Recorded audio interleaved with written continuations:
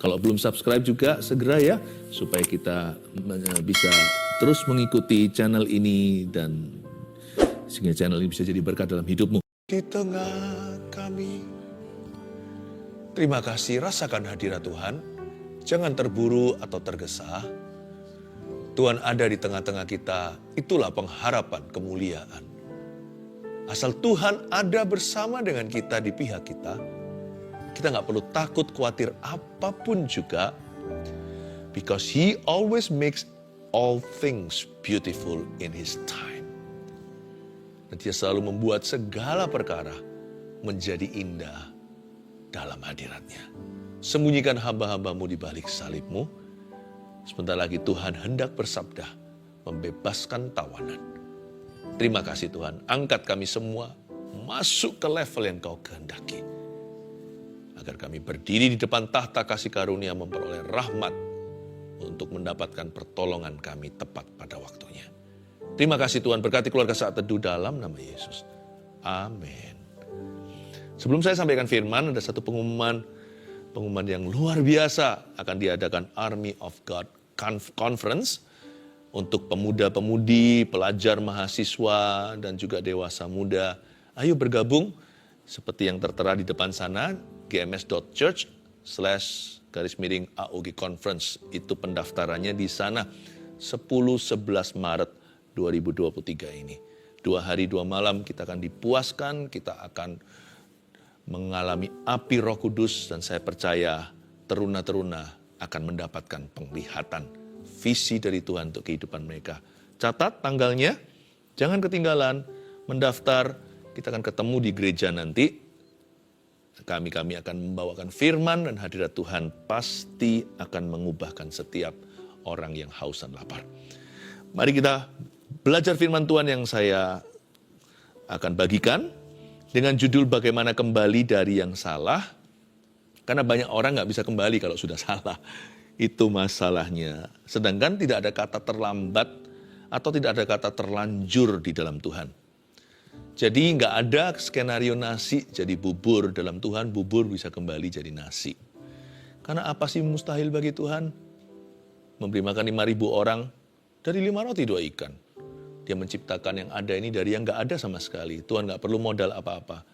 Kalau Anda dan saya memberikan kesalahan sebagai modal, di mana Tuhan akan bekerja sesuatu dalam hidupmu, asal kita bertobat dari kesalahan. Dia pejunan. Dia bisa membentuk kita menjadi sebuah bejana yang baru, seturut kehendaknya meskipun nggak persis seperti yang lama. Rencana atau plan B Tuhan itu seindah plan A-nya. Tahukah Anda bahwa Tuhan itu tidak pernah kehabisan akal? Dan Tuhan juga tidak pernah panik di dalam kehidupan anak-anaknya. Di sini ada sebuah kepanikan terjadi dalam sebuah cerita Elisa di 2 Raja-Raja pasal 4 ayat 38 sampai 41. Ini tentang maut dalam kuali. Ada racun dalam pot dan mereka semua sudah terlanjur makan. Tapi seperti yang saya katakan, tidak ada kata terlambat atau terlanjur sudah. Mari kita baca. Ayat 38, Elisa kembali ke Gilgal pada waktu ada kelaparan di negeri itu. Dan ketika pada suatu kali rombongan Nabi duduk di depannya, berkatalah ia kepada bujangnya, taruhlah kuali yang paling besar di atas api dan masaklah sesuatu makanan bagi rombongan Nabi itu. Lalu keluarlah seorang dari mereka ke ladang untuk mengumpulkan sayur-sayuran. Ia menemui pohon sulur-suluran liar dan memetik daripadanya labu liar. Serangkul penuh dalam jubahnya. Sesudah ia pulang, teruslah ia mengiris-irisnya ke dalam kuali masakan tadi, sebab mereka tidak mengenalnya. Kemudian dicedoklah dari masakan tadi bagi orang-orang itu untuk dimakan. Dan segera sesudah mereka memakannya, berteriaklah mereka serta berkata, maut ada dalam kuali itu, hai abdi Allah. Dan tidak tahan mereka memakannya. Tetapi berkatalah Elisa, ambillah tepung.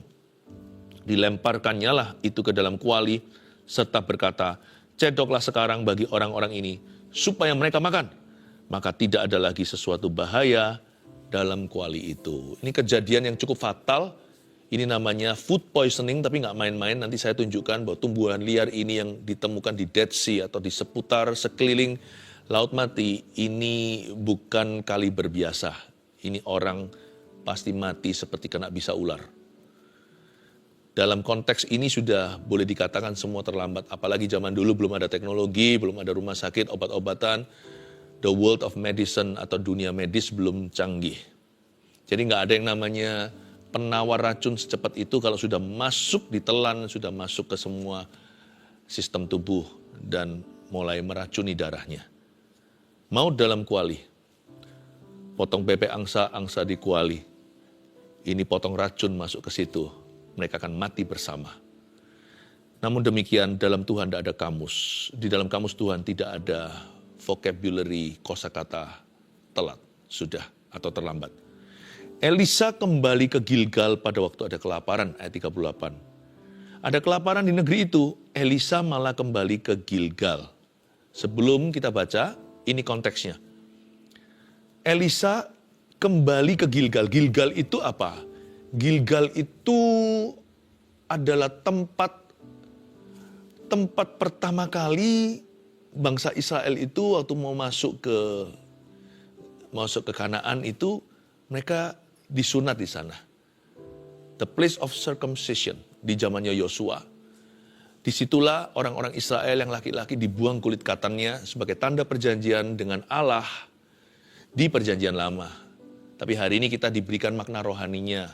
Jadi circumcision atau sunat sudah menjadi suatu yang sudah tidak ada lagi makna rohaninya secara fisik, jasmani, hanyalah demi higienis saja atau kesehatan. Tetapi sekarang di perjanjian baru penggenapannya menjadi rohani. Maksudnya dari kulit katan hati itu artinya dari dosa.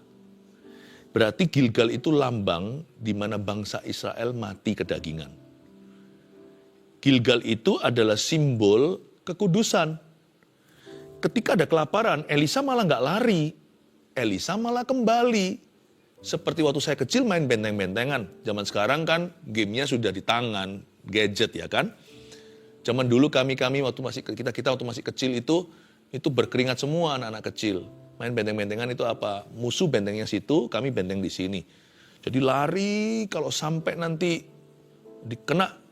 mau ditangkap sama musuhnya, kita harus kembali ke benteng kita. Yang pegang benteng itu tidak bisa diapa-apakan. Yang pegang benteng tidak bisa ditawan. Yang pegang bentengnya kembali, itu kebal dari lawan. Gilgal itu begitu. Pada saat saya masih ingat di insiden yang lain, ketika Naomi dan seluruh keluarganya itu, cerita Ruth, waktu ada kelaparan di Bethlehem, mereka malah lari ke Moab. Salah tuh. Ada susah, malah lari ke berhala. Malah mengandalkan kekuatan manusia. Kalau Elisa lain arah. Ketika dunia sekelilingnya lagi gunjang-ganjing, ketika bumi masuk dalam kelaparan, ketika kondisi keadaan yang ada di dalam hidupnya itu sedang mengalami persoalan, Elisa malah benteng-bentengan. Dia kembali ke kekudusan. Apapun terjadi dalam hidupmu, jangan tinggalkan bentengmu. Kekudusan itu benteng yang teguh gunung batu. Gak bisa salah pokoknya kalau orang itu jaga kekudusan. Kekudusan ini bukan berarti memenuhi peraturan. Kekudusan itu respon hatinya harus benar sama Tuhan. Takut sama Tuhan, memelihara atau menjaga kekudusan bukan berarti kita gak bisa jatuh dalam kesalahan. Namanya manusia masih make mistakes.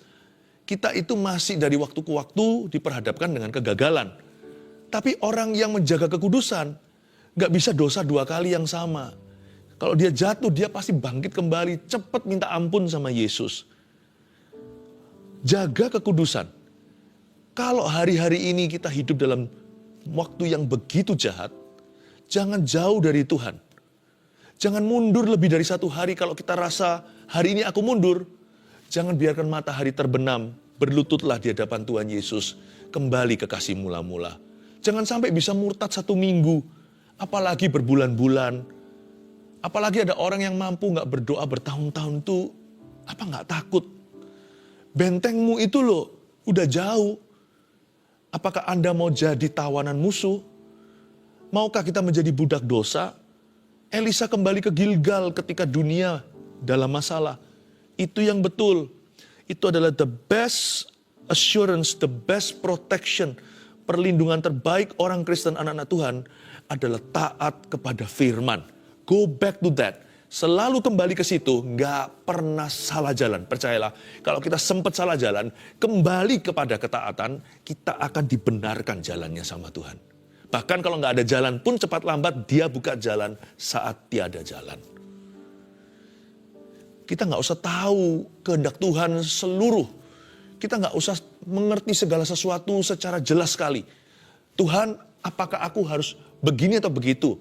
Keputusan A atau B? Aku harus maju atau mundur? Itu semua nanti kita bisa temukan.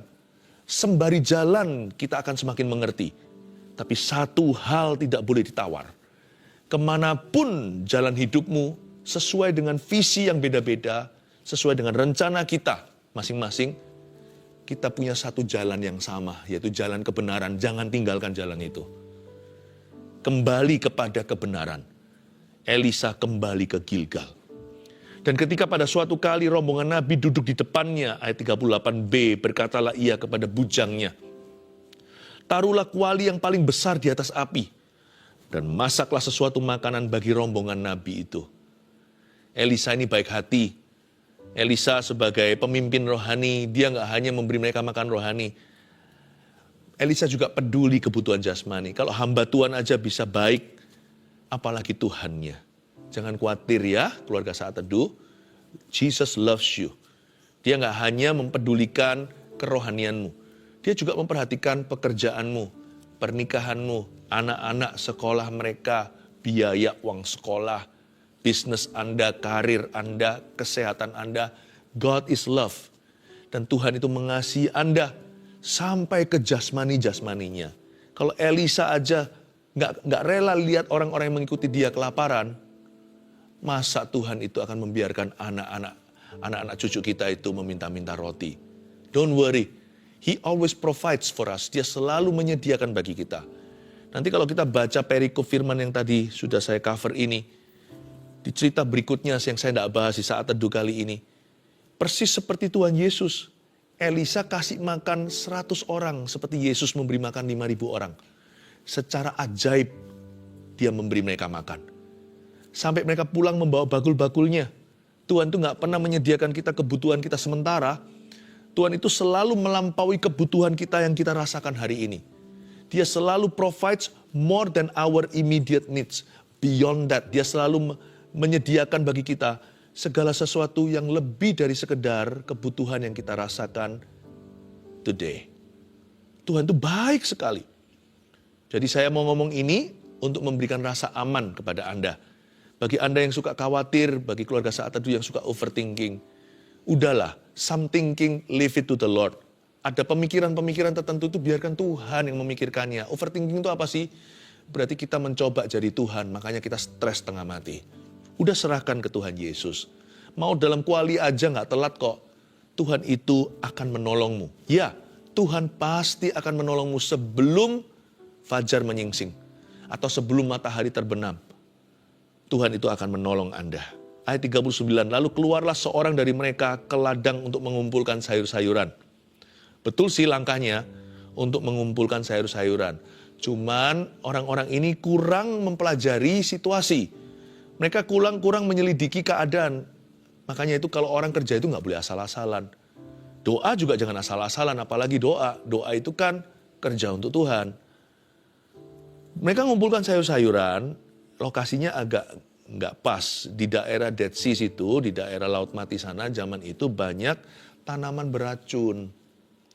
Mereka nggak riset dulu. Tapi ya nggak bisa salahin mereka mungkin ya, mereka kelaparan. Tapi paling tidak ya, kepada mereka yang bisa masak, harusnya mereka lebih ngerti ya. Ini tidak lakukan due diligence-nya, tidak melakukan PR-nya ini. Lalu keluarlah seorang dari mereka, itu mungkin master chef-nya. Keluarlah mereka ke ladang untuk mengumpulkan sayur-sayuran. Chef kan suka pilih sendiri, kalau mereka yang ahli ya, pilih sendiri sayurnya, sayur-mayurnya, ikannya, dia harus cari yang fresh, yang segar. Atau mungkin kalau perlu, seperti di luar negeri mereka cari jamur dan mereka pakai hewan piaraan seperti anjingnya untuk mengendus jamurnya di mana. Mereka pilih itu sayur-sayuran, nggak boleh salah. Ada sayuran liar yang boleh dimakan, ada yang tidak boleh dimakan. Ia menemui pohon sulur-suluran liar di daerah Laut Mati situ. Ini sulur-suluran liar ini adalah sebuah tanaman yang beracun. Karena dia selain liar, tapi ini jenis yang beda. Dan dia memetik daripadanya labu liar. Jadi ada pohon sulur-suluran liar dan labu liar. Sedikit saya tambahkan ya, hati-hati dengan apa yang liar di luar sana. Apalagi yang di luar situ. Yang di dalam aja kita harus uji kok. Penghakiman kan dimulai dari rumah Tuhan. Yang di rumah Tuhan aja lo satu-satu ngalami ujian. Jangan serta-merta orang ngomong atas nama Tuhan langsung diterima mentah-mentah. Hati-hati ya, semua itu harus diuji dengan firman. Tapi juga janganlah hidupmu liar, tanpa penggembalaan, tidak punya komitmen. Zaman sekarang ini, orang-orang di dunia yang tinggal di zaman edan sekarang, komitmen itu nggak populer. Zaman dulu paling tidak masa-masa kuno, waktu zaman orang tua, bahkan kakek nenek kita, orang-orang itu lebih loyal ya. Lebih konservatif dalam keluarga, cerai bukan pilihan. Lebih lebih tradisional. Orang itu lebih menunggu dulu, tidak berhubungan badan sebelum mereka dinikahkan. Sekarang, lihat ya, pernikahan-pernikahan masa-masa zaman lama. Awet-awet tuh, sampai mati, pasangannya cuma satu. Sekarang selingkuh menjadi sebuah standar, nggak apa-apa, asal aku nggak melukai pasanganku, nggak melukai suami atau istrinya yang sah. Bingung ya, dunia ini semakin hari semakin menjadi seperti labu liar, penuh racun, sulur-suluran liar. Dan juga orang-orang anak-anak muda yang hidupnya wild, nggak sedikit hari ini orang-orang remaja yang mau coba miras, coba narkoba, coba seks bebas, yang dugem, yang clubbing. Nanti saya beritahu ya, harusnya ngerti stop kalau kita merasa itu salah. Tanaman ini ada racunnya. Cuman uniknya, racun ini pasti mematikan, namun tidak immediate, maksudnya tidak langsung mati di tempat. Racun ini tidak ada obat. Yang dari sulur-suluran liar atau labu liar seputar lautan mati itu. Itu tidak ada obatnya, namun herannya dia nggak langsung dead on the spot. Orang-orang yang hidupnya liar juga nggak akan dead on the spot. Nggak akan. Coba bayangkan, matinya itu pelan-pelan. Misalkan Anda umur 20 sekian, atau bahkan 30, apalagi yang masih belasan. Kalau sekarang habis-habiskan dengan hidup liar sembarangan, di luar Tuhan apalagi hidup dalam kegelapan, cepat lambat toh, yang liar itu harus berumah tangga. Cepat lambat toh harus mapan. Cepat lambat harus settle ya kan. Pada saat dia berumur 30 tidak terasa karena itu gaya hidup. Semua pasangan-pasangan yang bisa menjadi pasangan sepadan yang takut akan Tuhan udah habis semua stoknya. Karena sementara orang-orang ini berpesta, orang-orang yang benar, mereka yang baik, mereka yang kualitas suami, kualitas istri, kualitas orang yang takut akan Allah, mereka udah pada jadian. Belum lagi reputasimu akan nanti suatu hari mengejarmu. Orang-orang baik akan mikir 7 kali 7. Orang tuanya nanti, siapa yang Anda kejar suatu hari ketika Anda berkata, cukup aku jadi seorang playboy, atau cukup jadi seorang playgirl. Waktu itu mulai menjatuhkan pilihan, tunggu dulu, orang tuanya mungkin pernah dengar. Ulah Anda mungkin itu adalah teman keluarga. Pasti direm kalau anaknya mikir 7 kali 7, papa mamanya mikir 7 kali 70. Tahu nggak, ada jenis-jenis hal-hal suluran liar dan labu liar yang Anda makan sekarang nggak mati sekarang. Matinya waktu Anda umur 30. Waktu itu, semua mati opsi. Mati pilihan semuanya. Hati-hati. Makanya pintar ini orang-orang ini. Tidak heran mereka dilatih Nabi. Mereka ini kan golongan Nabi. Jadi ketika mereka merasa ada sesuatu yang salah di lidah bibir mereka. Mulai seperti makanan apa itu ya. Makanan mala itu ya. Yang pedas-pedas tertentu itu yang bisa membuat lidahnya itu jadi hilang rasa. Jadi kebal dan tebal rasanya. Kalau kita tahu something is wrong with the soup. Sesuatu yang salah dengan kuah ini, cepat berhenti, cepat muntahkan. Cepat berkata, abdi Allah, ada racun di dalam, ada maut di dalam kuali. Tapi malah justru banyak orang nyantai. Itu di situ membuat kita berpikir. Tapi nggak hanya bicara soal clubbing yang begini-begini. Kesalahan itu juga bisa kesalahan hati. Sikap hati yang nggak dikoreksi, terus-menerus. Bersyukurlah ada orang yang cukup peduli untuk memberimu masukan. Memberi kita masukan. Kalau enggak ya, orang negatif itu nggak semalam loh. Dia itu kebiasaan. Lama-lama jadi orang yang sinis. Lama-lama jadi orang yang suka menyindir. Lama-lama jadi orang yang apa-apa negatif. Itu semuanya itu nggak terjadi dalam waktu 1 minggu. Itu biasanya berbulan-bulan lalu bertahun-tahun. Dia dari akut kronis menjadi darah dan daging. Be careful. Ya, sikap hati. Itu juga bisa begitu. Orang kaku juga sama. Makin hari kita semakin tua, semakin berusia, kita semakin mau nggak mau secara alami kaku. Anak kecil lebih gampang berubah. Misalnya pernah lihat anak berantem ya, anak kecil dengan anak berantem, lalu setelah selesai baru berantem, rebutan mainan. 1 detik kemudian udah baikan, jalan gandeng tangan. Orang semakin berusia, semakin ingat kesalahan. Dan semakin kaku, semakin nggak bisa diajak bicara, dikasih masukan, makin tua, makin tuli secara jiwanya. Makin nggak bisa. Belum lagi telinga kita beneran, kalau secara usia telinga orang tua kan biasanya pendengarannya berkurang. Itu bicara apa tentang kerohanian? Makanya itu hati-hati. Jangan biarkan sesuatu itu berangsur-angsur, bukan pulih, berangsur-angsur jadi jahat. Berangsur-angsur jadi sesat. Ini yang terjadi dengan jenis makanan ini, saya coba jelaskan. Makanan yang dipilih sayur mayur itu adalah makanan yang membunuh mereka pelan-pelan. Mungkin dalam konteks ini, harafiah, mungkin berapa jam lagi mereka akan mati. Serangkul penuh dalam jubahnya, dia mengumpulkan sayur mayur, ia menemui pohon sulur-suluran liar dan memetik daripadanya labu liar serangkul penuh dalam jubahnya. Sesudah ia pulang, teruslah ia mengiris-ngirisnya ke dalam kuali masakan tadi, sebab mereka tidak mengenalnya. Jadi ketika sayur itu diiris, ini jenis sulur-suluran liar ini, waktu diiris sayur itu langsung dry, langsung kering.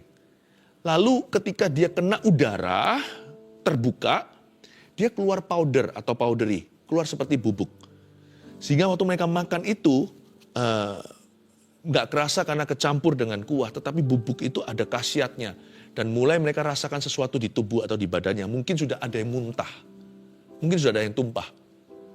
Mungkin ada sesuatu yang sudah detak jantungnya, iramanya sudah nggak teratur. Tapi di sini kalimat terakhir ini adalah alasan mengapa ini terjadi. Keteledoran sang master chef. Keteledoran sang juru masak. Sebab mereka tidak mengenalnya. Harusnya ya, segala kepercayaan yang kita jalankan dengan hati-hati, apalagi kalau itu kepercayaan dari Tuhan. You must know, you must read your textbook.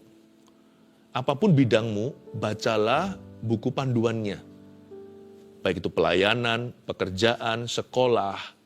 Buku panduan dalam pernikahan, alangkah baiknya sebelum nikah itu sudah ada terlebih dahulu konseling pranikah di dalam gereja, seperti yang kami lakukan juga di Gereja Mawar Sharon. Supaya suami istri itu dipersiapkan, calonnya maksudnya mempelai berdua sebelum menjadi suami istri yang sah. Jangan sampai kita itu buta-butaan, nggak ada peta buta dalam rencana Allah. Sekalipun kita nggak tahu masa depan, hanya Tuhan yang mengerti. Namun kita harus penuh persiapan masuk ke masa depan yang kita nggak ketahui. Sebab mereka tidak mengenalnya, ini salah daripada tim juru masak. Tim dapurnya tidak kerjakan PR-nya. Kok bisa nggak tahu loh? Kemudian dicedoklah dari masakan tadi bagi orang-orang itu untuk dimakan, dan segera sesudah mereka memakannya berteriaklah mereka serta berkata, maut ada dalam kuali itu, hai abdi Allah. Dan tidak tahan mereka memakannya. Untungnya mereka stop. Mereka langsung berteriak. Tapi kalau yang saya maksudkan tadi, dosa, sikap hati yang salah, kebiasaan buruk, gaya hidup yang jauh dari Tuhan, itu kok nggak ada yang berteriak ya? Stop! Maut ada dalam kebiasaan ini, maut ada dalam gaya hidup ini. Kok nggak ada yang teriak? Tapi orang yang hidup rohnya tidak akan tahan. Orang yang hubungannya benar dengan Tuhan. Waktu dia rasakan, nggak tunggu berapa jam lagi mati. Dia nggak tunggu nanti 10 tahun lagi hukuman. Dia akan berteriak, no, stop, hentikan. Mereka nggak akan tahan memakannya. Berarti orang-orang ini orang-orang sehat. Dia bisa membedakan racun sama enggak. Berarti orang yang sehat rohani juga bisa membedakan mana yang mendukakan hati Allah, mana yang tidak. Mana yang mendukakan Roh Kudus. Dia tahu. Jadi anehnya, hidup beberapa orang itu, mereka nggak masalah tuh. Tapi hidup tersebut, kalau diadopsi oleh orang Kristen, anak Tuhan yang sungguh-sungguh hatinya tulus ikut Yesus, dia akan tidak tahan. Dia akan berkata, no, hentikan. Dia tidak akan tahan hidup demikian. Jangan sampai kerohanianmu padam. Jangan sampai mati kepekaannya. Kita tidak perlu peka sama Roh Kudus itu sampai kita bisa dengar suaranya. Baca Alkitab saja cukup. Sambil kita belajar untuk mendengar suaranya lebih jelas dalam instan spontan dalam kehidupan. Tapi minimal yang disebut kepekaan itu adalah ini. Kita tahu membedakan mana yang benar, mana yang salah. Mana yang baik, mana yang jahat. Kita tahu membedakan. Itu yang penting. Itu yang penting. Itulah definisi kepekaan itu sesungguhnya. Kepekaan itu tidak harus jadi nabi. Kepekaan itu harus dimulai dengan jadi orang Kristen, anak Tuhan yang sejati. Maut ada dalam kuali. Mereka bisa rasakan mautnya. Tapi yang lainnya rakus serakah, makan terus saja berapa jam lagi mati. Berterima kasihlah dengan orang-orang yang teriakan nurani. Berhenti, stop makan semuanya. This will lead us to hell. Ini akan menuntun kita, ini akan membawa kita ke neraka. Berhenti semuanya. Ini akan membuat kita berakhir di kuburan. Dan mereka tidak tahan memakannya. Lihat ya, Elisa lakukan apa? Tetapi berkatalah Elisa, ambillah tepung. Lucu ya, kok ambil tepung, kenapa? Khasiatnya tidak ditepung. Saya ingin tunjukkan pada Anda, khasiatnya di Gilgal. Mau ngambil tepung kek, mau ngambil kayu kek, mau ngambil apa kek. Ingat ya, waktu ada kapak tenggelam, gimana dia mengapung? Elisa lempar kayu yang enteng itu. Kayunya tenggelam, kapaknya mengapung. Itu kan bicara tentang salib. Yesus tenggelam, kita diselamatkan. Yesus dimasukkan ke dalam kuburan supaya kita dihidupkan. Tapi di sini dia berkata ambil tepung, jadi bukan tepungnya. Jadi jangan pakai ini sebagai tindakan-tindakan okultisme dan superstisius. Ambillah tepung ini, Elisa menyembuhkan makanan dengan makanan. Inilah yang dimaksudkan dengan cara kita menanggulangi kesalahan itu dengan roh yang berlawanan. Caranya gimana kita itu menentang benci? Bukan dengan membenci pula. Gigi ganti gigi, mata ganti mata. Cara kita untuk bisa melenyapkan kebencian dari lingkungan kita adalah kita rajin mengasihi. Healing food with food. Dengan roh yang berlawanan. Materinya sama, rohnya beda. Ambil tepung, lemparkannya itu ke dalam kuali serta berkata, cedoklah sekarang bagi orang-orang ini supaya mereka makan. Maka tidak ada lagi suatu bahaya dalam kuali itu. Langsung dinetralisir. Langsung diserap racunnya. Ini perbuatan supranatural ya, karena secara alami so pasti mati seperti kena bisa ular kobra, nggak mungkin bisa jauh. Tapi ini kematiannya berapa jam lagi. Tapi akhirnya mereka makan dan pesta, mereka makan sepuasnya, nggak ada yang meninggal dunia. Luar biasa. Elisa mengambil tepung dan melemparkannya. Ada 4 poin yang saya berikan hari ini, bagaimana kita kembali dari yang salah. How can we bounce back? Gimana kita rebound atau kita bisa bangkit lagi? Atau lebih tepatnya kita bisa mengubah, reverse atau memutar balikan salah jadi benar. Ya, artinya kita mengambil langkah drastis kehaluan yang berbeda. 1, selalu kembali ke kekudusan saat dunia bermasalah. Karena kekudusan itu selalu nggak pernah salah di musim apapun dalam kehidupan ini. Kekudusan adalah the best protection and the best assurance. Asuransi sorga itu cuma satu. Kudus, kudus, kuduslah Tuhan, Allah semesta alam. Ketaatan itu selalu membawa kita near, selalu membawa kita dekat, bukan jauh dari Tuhan kita. Kalau kita sudah jauh pun, kalau kita mulai taat, kita jadi semakin mendekat, bukan menjauh dari Tuhan. Termasuk orang yang sudah pernah salah, nggak apa-apa. Next, langkah berikutnya, taat saja, itu akan membawa kita ke kompasnya Tuhan. Arah anginnya pasti ke Kristus. Kekudusan itu nggak pernah salah. Aku nggak tahu gimana ini, papa mama berantem terus, misalnya anak muda. Udah, Anda jaga kekudusan mulut, apa yang Anda ucapkan, kekudusan hati, jaga hati, jangan kepahitan, jangan kecewa, meskipun Anda sedih, boleh marah, jangan berdosa. Jaga juga, jangan sampai, papa mama gini, ya sudahlah kalau kita aku rusak sekalian, jangan. Itu nggak menyelesaikan, Anda jadi bagian permasalahan, Anda tidak menjadi bagian daripada jawaban, atau bagian dari solusinya. Selalu apa-apa, dunia lagi kelaparan, Elisa pilihannya ke Gilgal. Ke sunat hati itu. Always go back, selalu kembali ke nurani bersih kepada Kristus. Responku kepada Tuhan, meskipun kondisiku sekarang ini seolah-olah bumi dan langit semuanya lenyap, di sekelilingku semua warna hilang jadi hitam putih atau hitam semua. Aku pegang Kristus, aku mau taat. Respon hati kita itulah yang menjadi benteng pertama dan benteng terakhir.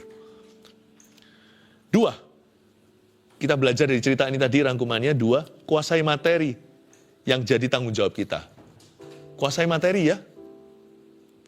Jangan seperti Master Chef tadi. Karena itu kalau kita setelah baca Alkitab ya, setiap anak Tuhan dengar ya. Setelah kita baca Alkitab, kemudian read your textbook. Setelah membaca firman tiap hari sebagai renungan pribadi dan saat teduh bersama 1 minggu sekali ini, kemudian bacalah buku manual Anda sendiri-sendiri. Buku manual itu nggak tentu buku beneran. Tapi Anda harus pelajari apa peran Anda, sungguh-sungguhlah di dalamnya, jangan asal-asalan dalam tugas. Read your textbook, karena kalau teledor di kita, nanti orang lain yang mati keracunan. Jangan jadi papa yang asal-asalan, jangan jadi mama yang asal-asalan, jangan jadi mahasiswa yang asal-asalan, pokoknya jangan jadi apapun asal-asalan. Jangan juga jadi pendeta yang asal-asalan. 3, jangan teruskan jika sadari ada yang salah. Kesalahan banyak orang itu biasanya di sini loh. Udah terlanjur salah sekalian saja. Nah itu salah, itu adalah sikap hati yang sangat salah. Jangan teruskan. Kalau sudah kita tahu ini salah, segera hentikan. Sebenarnya ya, kerunyaman, kehancuran, kebinasaan bahkan, itu nggak pernah terjadi di ronde 1-2. Bahkan nggak pernah di ronde 1-3. Biasanya kehancuran sesungguhnya terjadi. Sakit yang nggak bisa dihindari tapi salah sendiri. Itu biasanya di ronde ke-4 dan 5 ke atas. Makanya itu kalau kita 1 belum kerasa, 2 mulai kerasa, 3 terasa nih, cepat berhenti. Cepat rewind balik arah, sekalipun apapun konsekuensinya. Karena kalau kita ke ronde 4, 5 dan seterusnya, ya sudah, itu namanya udah salah sendiri. Kalau sudah tahu ada sesuatu yang salah, stop immediately. Langsung berbalik arah. Bertobat itu bukan berarti jadi sempurna atau jadi kudus sesaat. Bertobat itu artinya berbalik 180 derajat. Itu bukan bicara soal sifat, itu langkah kakinya. Meskipun masih jauh, mulailah melangkah ke Kristus perlahan-lahan, nanti Tuhan percepat. 5, lakukan yang benar untuk koreksi yang salah. Ini healing food with food, menyembuhkan makanan dengan makanan. Caranya gimana kita mengalahkan kebiasaan buruk? Mau tahu caranya? Dengan menciptakan kebiasaan baik. Kalau kita terus kutuki perbuatan buruk itu toh tidak pergi, kita semakin merasa bersalah. Ya kita tetap harus kecam itu kalau memang itu salah. Tetapi kita bentuk dulu kebiasaan baik yang menggantikannya. Bagaimana caranya kita bisa mengkoreksi yang salah? Apakah kita perlu jadi polisi mengkritiki kanan kiri selalu? Jangan-jangan nanti hatinya sendiri jadi salah di hadapan Kristus. Cara saya untuk bisa memperbaiki apa yang salah di udara, meskipun tetap harus menegur dengan kasih, bahkan memberikan koreksi, tapi sebagian besar strategi yang saya terapkan untuk bisa memperbaiki apapun yang salah di udara adalah memberitakan kebenaran. Dengan terus memberitakan kebenaran, yang salah akan berubah sendirinya. Sisa beberapa yang saya perlu koreksi secara pribadi. Caranya begitu. Lakukan yang benar untuk koreksi yang salah. Ambil tepung, lemparkan ke dalam. Amin. Bagaimana kembali dari yang salah? 1, kembali kepada kekudusan saat dunia bermasalah. 2, kuasai materi yang jadi tanggung jawab kita. 3, jangan teruskan jika sadari ada yang salah. 4, lakukan yang benar untuk koreksi yang salah.